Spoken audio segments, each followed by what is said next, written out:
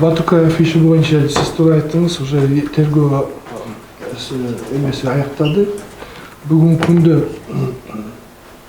иш боюнча 19 киши жоопко тартылып атат.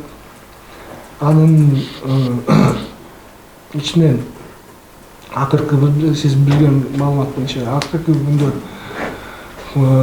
уже ознакомление иштер боюнча ознакомление бүттү. Аякта уголовный процессуальный кодекси 427 УК боюнча өзүнүн процедурасы бар.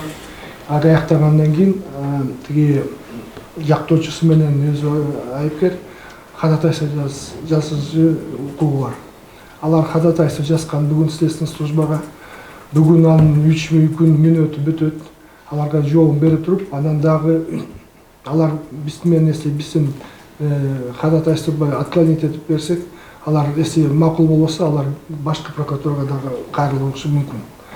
Ал дагы 3 күн аларга мөөнөт берилет. Ошол 3 күнүн ичинде башкы прокуратура дагы жообун берип туруп, анан ошондо 26-сына бүтөт. Ошол 26-сынан кийин анан уже сотко жиберилет кароого.